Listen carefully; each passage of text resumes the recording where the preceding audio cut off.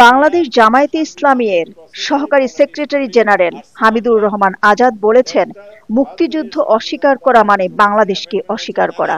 তিনি বলেন, বাংলাদেশের স্বাধীনতার যুদ্ধ আমাদের অর্জন। বাংলাদেশকে মেনেই সবাই রাজনীতি করছে, আমরাও তাই করছি। মুক্তিযুদ্ধ না মানলে নির্বাচনের প্রশ্নই আসে না।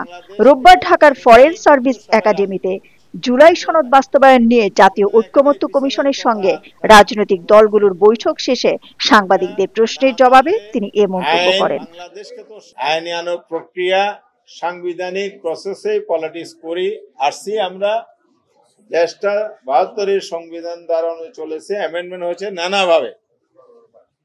এখন প্রেক্ষাপট যখন তৈরি হয়, বাংলাদেশের স্বাধীনতা যুদ্ধ আমাদের একটি অর্জন, আমরা বারবার বলেছি। বাংলাদেশকে মেনে নিয়ে কিন্তু সবাই রাজনীতি করছে, আমরাও তাই। সুতরাং এখানে পিছনের কথা আর টানার কোনো সুযোগ নাই। ওটা না মানলে বাংলাদেশকে তো অস্বীকার হয়ে যাবে। সুতরাং নির্বাচনের প্রশ্ন আসবে কিভাবে?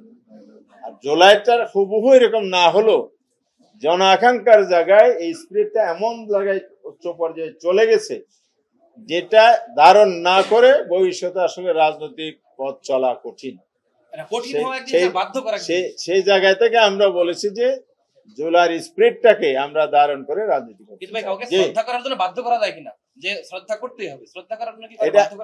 এটা বিষয়টা হলো প্রস্তাব আলোচনা হয়ে যে জায়গায় কনক্লুশন হবে, সেই জায়গায় না আমরা এটা বলতে পারি। আমরা তো আলোচনা ক্লোজ করি নাই।